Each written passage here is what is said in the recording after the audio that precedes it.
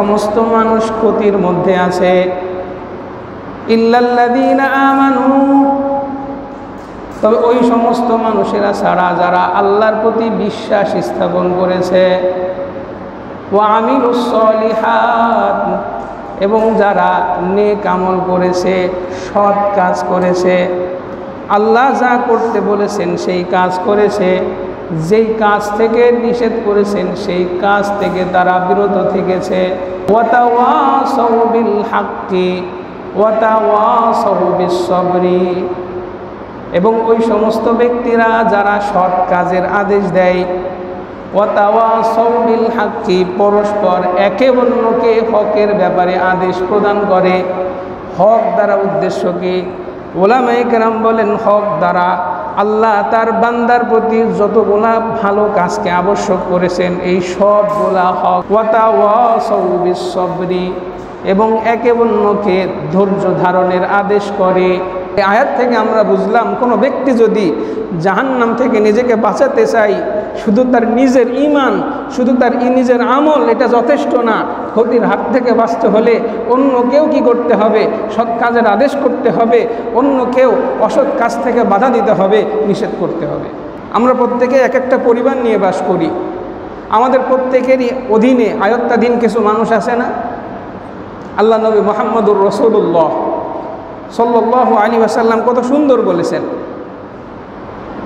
আলা কুল্লুকুম রাইন, শুনে রাখো তোমাদের প্রত্যেকেই একজন দায়িত্বশীল রাখাল। ও কুল্লুকুম মাসউলুন আন রাইয়াতিহি, তোমাদের প্রত্যেককে তার অধীনস্থ সম্পর্কে কিয়ামতের দিন আল্লাহর দরবারে জবাবদিহি করা লাগবে। এমন হলেই হলো না, আমি হজ করে আসছি, আমি নামাজ পড়ি, জামাতে প্রথম কাতারে দাঁড়াই, অথচ আমার স্ত্রী বাড়িতে নামাজ পড়ে না, অথচ আমার মেয়ে নামাজ পড়ে না, অথচ আমার মেয়ে পর্দায় চলাফেরা করে না, আমার সন্তান কথা শোনে না, আমার সন্তান আল্লাহর রাস্তায় চলে না। আল্লাহর রসুল বলছেন, এই আপনাকে কিয়ামতের দিন আল্লাহর দরবারে জবাবদিহি করা লাগবে। আলা কুল্লুকুম রাইন, শুনে রাখো তোমাদের প্রত্যেকেই এক একজন দায়িত্বশীল। ওয়া কুল্লুকুম মাসউলুন আন রাইয়াতিহি, তোমাদের দায়িত্ব অধীনস্থ যারা আছে তাদের সম্পর্কে কিয়ামতের দিন তোমাদেরকে জিজ্ঞাসা করা হবে। শুধু নিজের পরিবারই নয়, কোরআন এবং হাদিস থেকে যতদূর বোঝা যায়, আমভাবে মানুষকে দাওয়াত দেওয়া, মানুষকে অন্যায় কাজ থেকে নিষেধ করা, মানুষকে সত্যের দাওয়াত দেওয়া, এটা আমাদের অন্যতম ফরজ দায়িত্ব। সূরা আলে ইমরানের 104 নম্বর আয়াতে আল্লাহ বলছেন, ওয়ালতাকুম মিনকুম উম্মাতুন ইয়াদউনা ইলাল খায়র ইয়া'মুরুনা বিল মা'রুফ ওয়া ইয়ানহাউনা আনিল মুনকার ওয়া উলাইকা হুমুল মুফলিহুন, তোমাদের মধ্যে একটা দল এমন থাকা চাই যারা সর্বদা মানুষকে সৎ কাজের আদেশ করবে, অসৎ কাজ থেকে মানুষকে বাধা দিবে। তার একটু পরে গিয়ে আল্লাহ বলছেন, কুনতুম খায়রা উম্মাতিন উখরিজাত লিন-নাস, তোমাদেরকে বের করা হয়েছে, অস্তিত্বে আনা হয়েছে কেন জানো? মানুষের উপকারার্থে। বলেন সুবহানাল্লাহ, মানুষের উপকারার্থে। তোমরা মানুষের কল্যাণকামী হবে। একজন কাফের সে কুফরি করে, একজন হিন্দু সে হিন্দু ধর্মে দীক্ষিত হয়ে পূজা করে জাহান্নামে চলে যাবে, এই জন্য তোমাদেরকে পৃথিবীতে বের করা হয়নি। আমাদের নবী মুহাম্মদুর রাসূলুল্লাহ সাল্লাল্লাহু আলাইহি ওয়াসাল্লাম তিনি উম্মার প্রতি কতটা ব্যাকুল ছিলেন। আল্লাহর হাবিব মুহাম্মদুর রাসূলুল্লাহ সাল্লাল্লাহু আলাইহি ওয়াসাল্লামের উপর যখন প্রথম ওহী নাজিল করা হয়, সূরা আলাকের 5টি আয়াত, এরপরে 3টা বছর রসুলের জীবন থেকে চলে গিয়েছে, কোনো আয়াত আল্লাহ রসুলের উপর নাজিল হয়নি। ঠিক 3 বছর পরে এসে আল্লাহর রসুলের উপর আয়াত নাজিল হলো, ওয়া আনজির আশিরাতাকাল আকরাবিন, হে মুহাম্মদ আপনি আপনার নিকটাত্মীয় যারা, আশপাশের লোকজন যারা, তাদেরকে আপনি দাওয়াত দেন, তাদেরকে সতর্ক করেন। সেই ঘটনা এর আগেও আপনাদের সামনে বলেছি। রসুল জাবালে আবি কুবাইস নামক পাহাড়ে উঠে সব গোত্রকে একত্রিত করে দাওয়াত দিলেন। আমি সেখানে যাব না।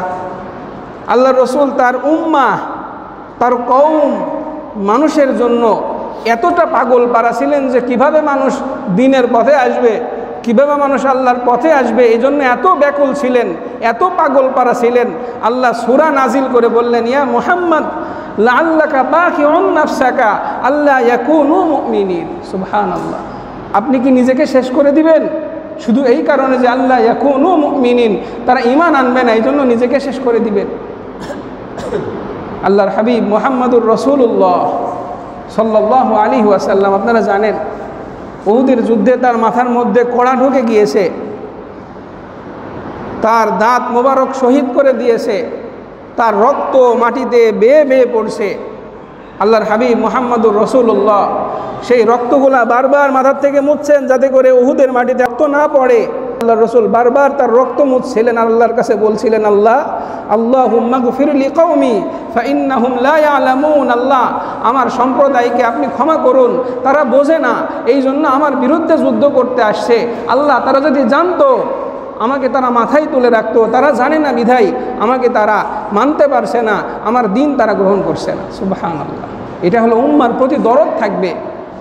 আল্লাহ এটাই আয়াতের মধ্যে বলছেন, কুনতুম খায়রা উম্মাতিন। এমন না আমি একা ভালো আছি, আমি তো বেশ ভালো আছি, আমার আরেক ভাই, আমার আরেক ছাত্র ভাই, একই মেসে থাকি, একই রুমের মধ্যে থাকি, আজান হচ্ছে, আমি নামাজে চলে যাচ্ছি, অথচ আমার ভাই সে নামাজ পড়ছে না। কেন নামাজ পড়ছে না নিজেকে জিজ্ঞেস করছি কখনো? একটাই কারণ, আমার ভাই বোঝে না। যদিও বুঝতো, আমরা তো দেখি এই রমাজানে কত মানুষ রোজা রাখে না, রমাজানের রোজা কত মানুষ আছে একটু পরিশ্রম হবে বলে, একটু ক্ষুধার কষ্ট হবে বলে তারা রোজা রাখে না, রমজানের দিবসে তারা পানাহার করে। ঠিক অপোজিটে আরেকটা মানুষ আছে যে আল্লাহর প্রতি বিশ্বাস রাখে, জানে যে আল্লাহ রোজাকে ফরজ করেছেন, যে আল্লাহর হুকুম মেনে চলার চেষ্টা করে। এমন একটা ব্যক্তিকে যদি বলেন, ভাই রমজানের একটা রোজা তুমি বাদ দিবা, তোমাকে 1000 টাকা দিব, শুধু 1000 টাকা না, 5000 টাকা দিব, 10,000 টাকা দিব। যদি কোনো ব্যক্তি আসলে সে আবেদ হয়, আল্লাহর আশেক হয়, প্রকৃতপক্ষে মুমিন হয়, আপনি তাকে যত টাকার অফার করেন না কেন, সে কশ্চিন কালেও সে আল্লাহর হুকুম তরক করার ক্ষেত্রে কোনো সমঝোতা আপনার সাথে করতে রাজি হবে না। দেখেন, একই মানুষ, একই এলাকায় বসবাস করি, একজন আল্লাহর হুকুমের প্রতি এতটা অবনত, আরেকজন কি ঠুনকো কারণে সে নামাজ পড়ছে না, ঠুনকো কারণে সে হারাম খাচ্ছে, একটু খেলাধুলার কারণে। এই যে জুমার নামাজের সময় এই ইনস্টিটিউটের আবাসিক হল আছে না, কত ছেলেরা আছে এখন হয়তো আজকে নামাজে আসবে না, অনেকে আছে মাশাআল্লাহ তারা দিনের বুঝ বুঝে। আল্লাহ এই লোকদেরকে সম্বোধন করে বলছেন, এ আমার উম্মত যারা বোঝো, যারা ঈমান আনো, তাদেরকে বলছি, কুনতুম খায়রা উম্মাহ, তোমরা হলে শ্রেষ্ঠ জাতি, উখরিজাত লিন্নাস, তোমাদেরকে মানুষের উপকারার্থে, কল্যাণার্থে বের করা হয়েছে। বলেন সুবহানাল্লাহ। বাংলাদেশে শতকরা 93-92% মুসলমান, আক্ষেপের সাথে বলতে হয়, আমাদের আচরণ, আমাদের চলাফেরা এত নিকৃষ্ট, আমাদেরকে দেখে একজন হিন্দু মুসলমান হবে এটা কল্পনা করা যায় না। আমাদের এক বাংলাদেশের বড় আলেম, তিনি একটা কিতাব লিখেছেন, তার কিতাবের মধ্যে তিনি আক্ষেপ করে বলছেন, একবার কোথাও থেকে প্লেনে আসার পথে এক হিন্দু দম্পতির সাথে আমার কিছু কথা হয়। তারা আমাকে বলেছে, হুজুর আপনাদের ইসলাম তো অনেক ভালো লাগে, কিন্তু আপনাদের মুসলমানদেরকে দেখে আমাদের মুসলমান হতে মন চায় না, শুধু আমাদের নিকৃষ্ট স্বভাবের কারণে। কেন আপনি ভাবতে পারেন না, আমরা একই আদম সন্তান, আমরা একই আদমের থেকে আমরা জন্ম নিয়েছি। আমি চাই না কোনো হিন্দু সে জাহান্নামী হয়ে কোথায় যাক, জাহান্নামে চলে যাক। আল্লাহর হাবিব আমাদেরকে শিখিয়েছেন উম্মার দরদ কেমন হতে হয়। এক হাদিসের মধ্যে আল্লাহর রসুল বলেন, আমার এবং তোমাদের দৃষ্টান্ত এমন, যেমন একটা আগুনের কাছে, একটা ল্যাম্পের কাছে, একটা মোমবাতির কাছে একজন মানুষ বসে থাকে, কিছু পোকা সেই আগুনে পড়ার জন্য ছুটাছুটি করে, আর সেই মানুষটা বারবার দুহাত ভরে পোকাগুলিকে আগুন থেকে বারবার বাঁচাতে চায়, অথচ তারা তার হাতের ফাঁক বলে তারা আগুনের মধ্যে ঝাঁপিয়ে পড়তে চায়। আল্লাহ রসুলের দরদ এতটা ছিল উম্মার প্রতি, কিন্তু আজকে আমরা আমাদের পরিবারের প্রতি, আমাদের অন্য ভাইয়ের প্রতি আমাদের দরদ হয় না। তাওবার মধ্যে আল্লাহ তাআলা বলছেন, ওয়াল মুমিনুনা ওয়াল মুমিনাত বা'দুহুম আউলিয়াউ বা'দ ইয়া'মুরুনা বিল মা'রুফ ওয়া ইয়ানহাউনা আনিল মুনকার ওয়া ইউকিমুনাস সালাহ ওয়া ইউতুনাজ যাকাহ ওয়া ইউতিউনাল্লাহা ওয়া রাসূলাহু ইন্নাল্লাহা আজিজুন হাকিম। মুমিন এক মুমিন আরেক মুমিনের সাথে সম্পর্কটা কেমন?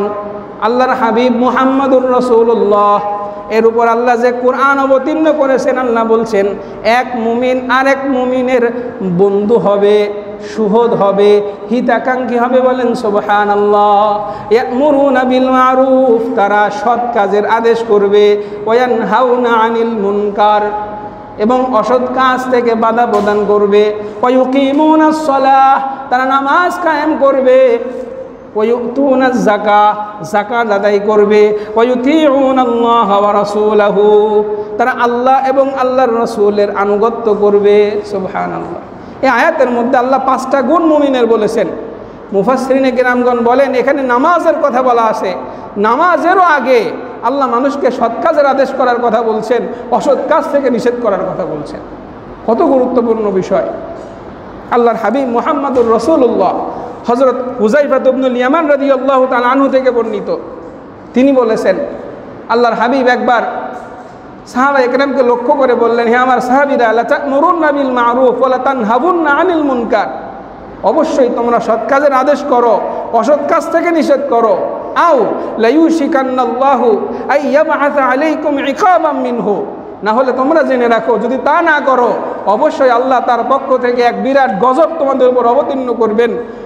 সুম্মা তাদউনাহু ফালা ইউস্তাজাবু লাকুম, এরপর তোমরা আল্লাহর কাছে দোয়া করবে অথচ আল্লাহ আরশের মালিক তোমাদের কোনো দোয়া আল্লাহ কবুল করবেন না। কত কঠিন কথা। আল্লাহ ইবাদত কবুল করবেন না, দোয়া কবুল করবেন না। কেন? আমি যদি আমার অধীনস্থদেরকে, আমি যদি আমার আশপাশের ভাইদেরকে, মুসলমানদেরকে যদি সৎ কাজের আদেশ না করি, অসৎ কাজ থেকে যদি নিষেধ না করি, এই শাস্তির সম্মুখীন আমিও হয়ে যাব। এজন্য বুদ্ধিমানের কাজ হলো আমরা নিজেরা ইবাদত করব যতটুকু জানা আছে। চলার পথে সামান্য সময়ের জন্য যদি কোনো ব্যক্তির সাথে সাক্ষাৎ হয়, তাকেও আপনি হকের পথে দাওয়াত দেন, তাকেও ইসলামের পথে আপনি দাওয়াত দেন। একসাথে কাজ করে না কত কলিগ আছে, অফিসের কত কর্মচারী আপনার অধীনস্থ কাজ করে, আপনি একজন শিক্ষক মানুষ, আপনার অধীনে কত ছাত্ররা শিক্ষা লাভ করছেন। আল্লাহর হাবিব বলছেন, মান রাআ মিনকুম মুনকারান ফালইয়ুগাইয়িরহু বিয়াদিহি, তোমাদের সামনে যখন কেউ অসৎ কাজ করে তোমরা তাকে হাত দিয়ে বাধা প্রদান করো। হাদিসের লফজ কি? ফালইয়ুগাইয়িরহু বিয়াদিহি, সে এই কাজটাকে পরিবর্তন করে দিবে, বিয়াদিহি, তার হাত দিয়ে। সুবহানাল্লাহ। প্রথম স্টেপ, যদি কেউ খারাপ অন্যায় কাজ করতে দেখে, প্রথম স্টেপ কি হবে? যদি সামর্থ্য থাকে, শক্তি থাকে, সে হাত দিয়ে প্রতিহত করবে, বাধা দিবে। উলামায়ে কেরাম বলেন এর মিসদাক কারা? আপনি একজন পিতা, আপনার অধীনস্থে আপনার স্ত্রী আছে, আপনার অধীনে আপনার সন্তান আছে, আপনার মেয়েরা আছে। আল্লাহ কোরআনে বলছেন, ইয়া আইয়ুহাল্লাযীনা আমানু কু আনফুসাকুম, নিজেদেরকে জাহান্নামের আগুন থেকে বাঁচাও, ওয়া আহলিকুম নারা, তোমার পরিবার পরিজনদেরকে বাঁচাও।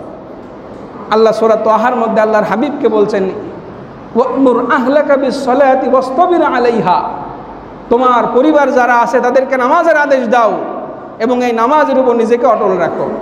আল্লাহর হাবিব বলেছেন, যখন তোমাদের কারো সন্তান 7 বছর বয়সে উপনীত হয়, মুরু আওলাদাকুম বিস-সালাহ ওয়া হুম আবনাউ 7 সিনিন, 7টা বছর বয়সে যখন তোমার সন্তান উপনীত হয়, হে বাবা তোমার আর বসে থাকার সুযোগ নাই, সন্তানকে বলো চলো নামাজে, চলো নামাজে যেতে হবে তোমাকে। আমরা কি করি? একদম ছোট বাচ্চা যখন থাকে তখন হয়তো মসজিদে নিয়ে আসে, একটু বড় হয়, বোঝার মতো হয়, খেলাধুলার বয়সে যায়, তখন আর নামাজের ধার ধারি না। আফসোসের বিষয়।